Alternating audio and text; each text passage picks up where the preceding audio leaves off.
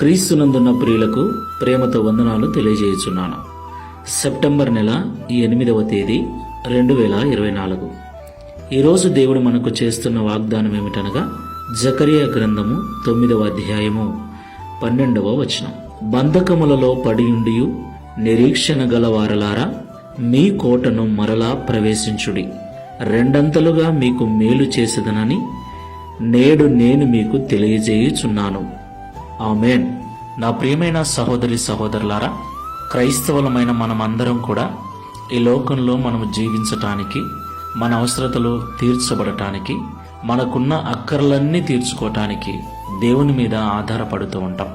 అయితే మనలో కొంతమంది అనుకున్నది జరగలేదని, అవసరాలు తీర్చలేదని, వ్యతిరేకతలు ఎదురయ్యాయని, ఇబ్బందులు ఎదురయ్యాయని దేవుణ్ణి విడిచిపోయిన వారు ఖచ్చితంగా ఉన్నారు.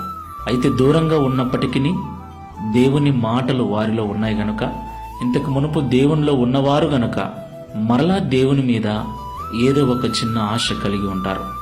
అయితే అప్పటికే అనేక బంధకాల చేత బంధించబడి నిరీక్షణ ఉండి కూడా దేవుని యొద్దకు రాలేని పరిస్థితిలో ఉంటారు.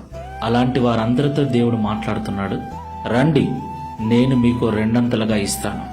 మొదట మీరు కోరిన దానికంటే అధికమైన మేలులు, రెండంతల ఆశీర్వాదాలు మీకు ఇస్తానని దేవుడు వాగ్దానం చేస్తున్నాడు.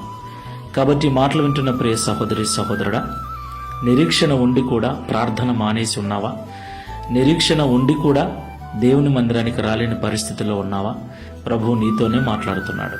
ఎలాంటి బంధకాలలో నువ్వు ఉన్నావో వాటి నుండి విడిపించబడి దేవుని సన్నిధికి, దేవుని మందిరానికి, ప్రార్థన కోటకు మరలా నువ్వు చేరినట్లయితే దేవుడు రెండంతలుగా నిన్ను దీవిస్తాడు. ప్రార్థన చేసుకుందాం. మహాపరిశుద్ధుడైన తండ్రి, సర్వశక్తి గల మీ నామమునకు స్తోత్రములు చెల్లిస్తూ ఉన్నాం. ఈ ఉదయకాల సమయంలో మాతో మీరు మాట్లాడిన ప్రతి మాటను బట్టి వందనాలు చెల్లిస్తున్నాం. నిజమే తండ్రి, నిన్ను నమ్మిన బిడ్డలమైన మేము మా దైనందిన జీవితంలో ప్రతి అవసరం కొరకు నీ మీద ఆధారపడి బ్రతుకుతూ ఉన్నాం. అయితే కొన్నిసార్లు మరి అనుకున్నది నెరవేరలేదని ప్రార్థన మానేసిన వారు, మందిరానికి రాకుండా మానుకున్నవారు, నీ సన్నిధికి దూరమైన వారు కూడా లేకపోలేదు. అలాంటి వారందరూ అనేక బంధకాల చేత బంధించబడి మరి వాటి నుండి విడిపించబడలేక మరలా నీ వైపు చూస్తున్న వారు లేకపోలేదు. అలాంటి వారందరూ కూడా తిరిగి మరలా ప్రార్థన కోటలో, మందిరం అనే కోటలో ప్రవేశించినట్లయితే రెండంతల ఆశీర్వాదాలను, రెండంతలుగా మేలు దయచేస్తానని ఈ ఉదయకాల సమయంలో వాగ్దానం చేసినందుకు స్తోత్రాలు.